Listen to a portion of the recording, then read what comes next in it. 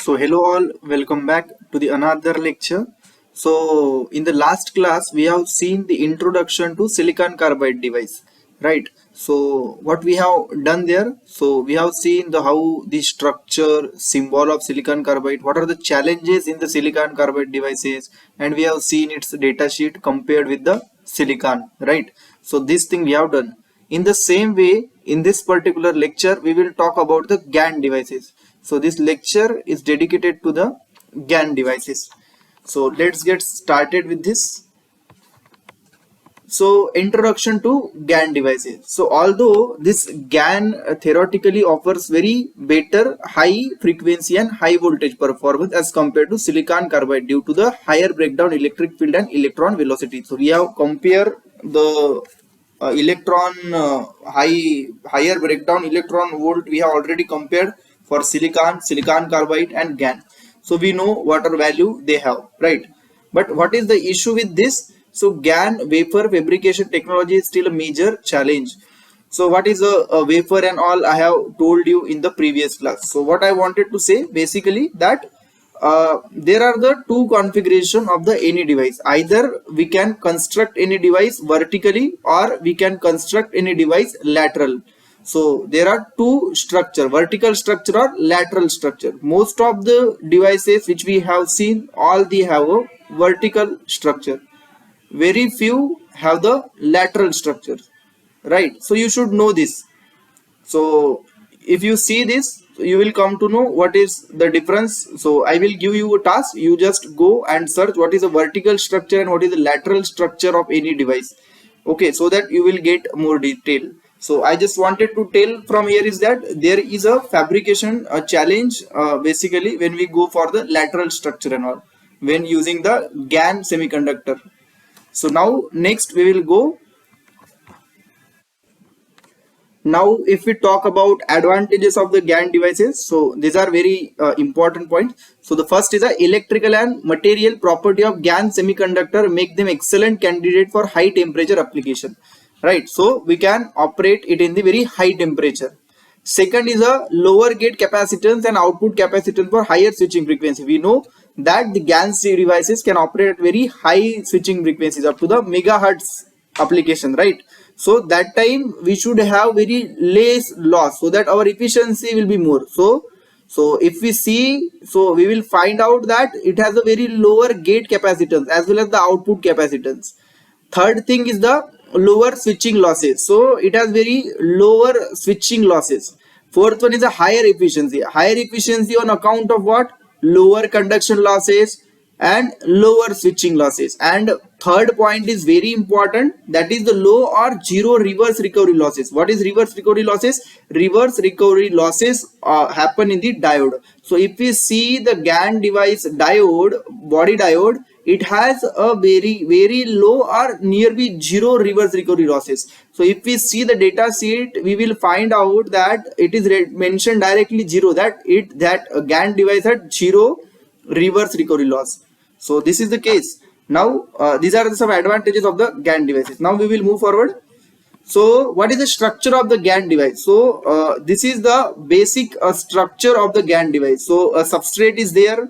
After that buffer is added. Then we have the GaN, then two DEG, and then AL GaN, and then above that we have our terminals. So source, gate, and drain. So what is this AL GaN? AL GaN stands for aluminum gallium nitride, and 2DEG stands for two-dimensional electron gas. So you can see that how many layer are there. First layer substrate, then basically buffer, then third is a GaN, then fourth is a DEG, 2DEG, and then fifth is my AL GaN cap layer. So it is a 5-layer kind of structure you are seeing here, GaN device, right?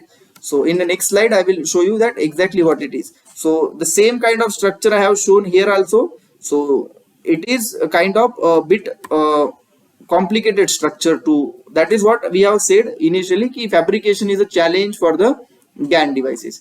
Now again I will show you the same kind of structure. Again I have shown you the same 1, 2, 3, 4, 5 up to the 6th level kind of structure it is. 5 to 6 level of kind of structure it is. So if you see this is the actual GaN basically switch we have. which we will use in our circuit. So this is the actual switch which we are going to use. And how it is made up of? This is made up of so many layers. If you find, it is looking very big here, but if you see in actual GaN device, it is very small. Okay, so just don't go by this figure. So if you buy it and see it, so you will find out it's very small. Okay, so we have learned here that how the structure and all. So we are not very much interested in the structure and all. We are, as a power electronics engineer, we are interested to use it. We are interested in its data sheet and all. Okay, so we will go there. Now, what is the latest progress in the GaN device? So you can see here that, so market value and what are the different applications. So if you see the fast charging application, so big penetration is happening. We are basically GaN devices we are using here more and more. Data center application, wireless charging, EVs and LIDAR applications, and all other applications are there. So if you find out, this is November 2018 data. So if you see the latest data, it is again much more increased. Now GaN devices are basically research is going on, and after some time they will become mature and mature, right? And their application will be increasing. So what are the different types of the GaN device available with us? Okay, so there are the two types of GaN devices available. First one is a eGaN. eGaN is just a simple structure, gate, drain and source available, and another is a cascoded GaN, cascoded DGaN. How it is? So if you see, this is our silicon MOSFET, right? This is silicon MOSFET. On top of that we have GaN HEMT. Okay, so we have combined these two and we have formed the some new structure. So this structure you can see here. So this is the cascoded DGaN, but we are interested in drain, gate and source terminal. So this is the internal structure, and this is the body diode of this cascoded DGaN. And here also, if you see, there is a body diode which is not shown here, and this body diode has a zero reverse recovery losses. Okay, so we have seen the types of the GaN devices. So just remember the symbols and what is the structure, eGaN and cascoded DGaN. Now who manufacture this GaN devices? So there is a company called GaN itself which manufactures the GaN devices. Other, this GaN system, the company name, another Panasonic. I will suggest you just go on Panasonic site and download one GaN MOSFET datasheet and just go through the datasheet once. Whatever, maybe you are not understanding too much things from it, but at least you learn something. Just go and see. So more and more you see, better clarity you will get that what this particular parameter is and all. So now we will this is just Texas Instrument also have a GaN devices manufacturer now. So these are all the different manufacturers which are available for GaN devices.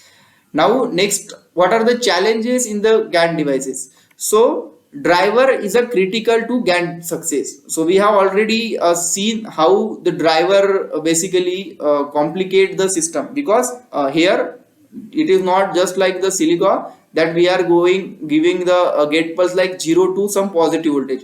Here we need the negative gate voltage also. So that is the issue. So minus 5 volt to plus 10 volt, that kind of basically we have to provide the gate pulse, and that is the challenge for the driver. Then another is a high speed and capabilities of these GaN devices makes that even more attention and sophisticated in needed to properly manage their turn on and turn off characteristics. So it has very high switching frequency up to the megahertz level. So if it has a megahertz level frequency, then its turn on and turn off characteristic observation is very much difficult.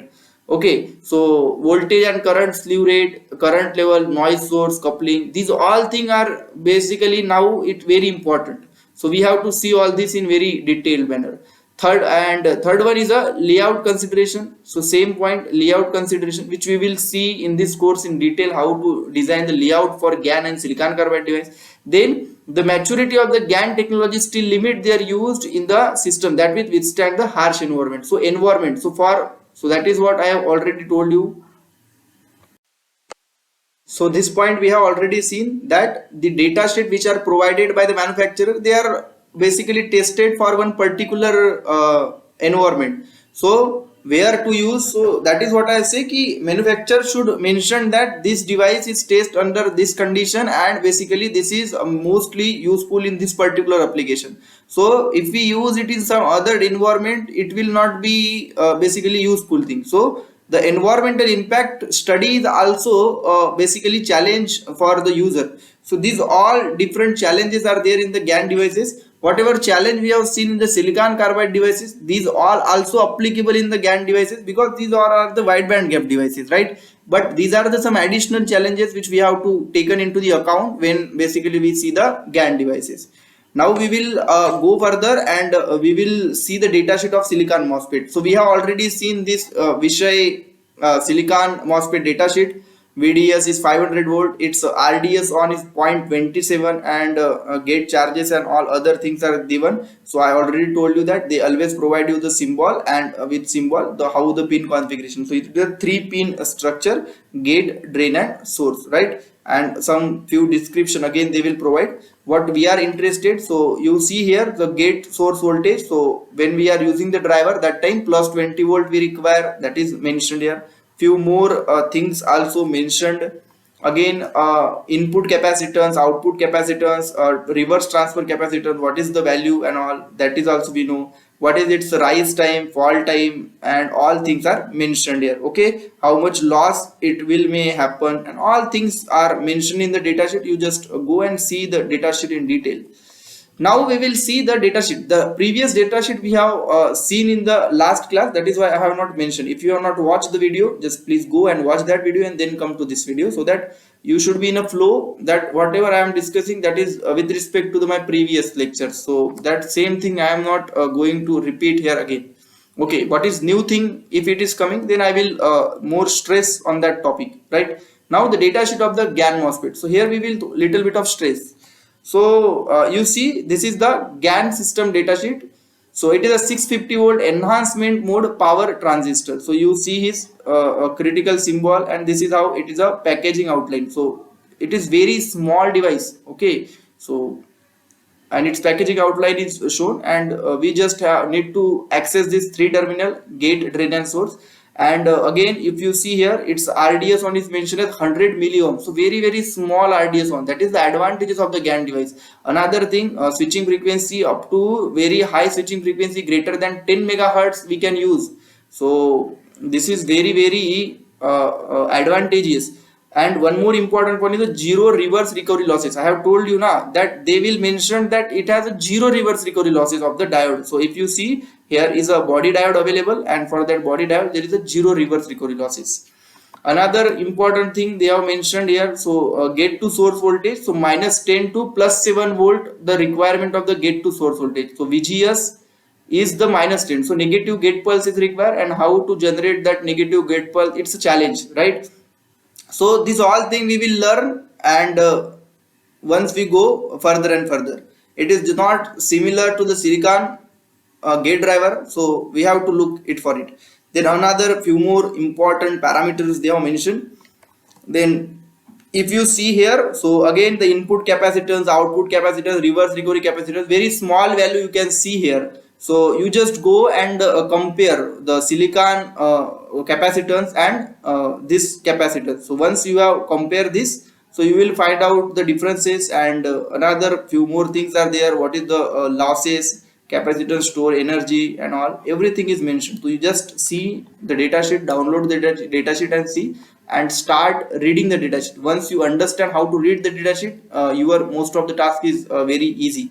But if you see, you will find out that GaN devices and silicon carbide devices, the graphs and all more things are given in detail because they are mature.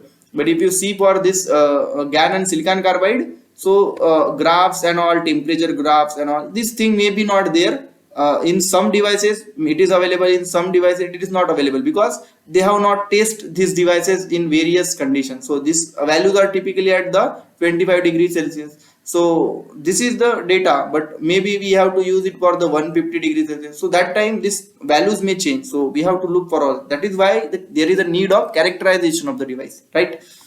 So thanks for watching this video. I hope so you have learned something about the wide band gap devices, silicon carbide and GaN devices. So from the next lecture onward, we will start the characterization of the device. So in characterization of device, what we will see the pulse test, single pulse test, double pulse test. So using these two tests, how we can characterize any device, we will learn. And next to that, we will solve one numerical problem of the double pulse test, and how to design the circuit for double pulse test and all. So we will see these two things in the two upcoming lecture.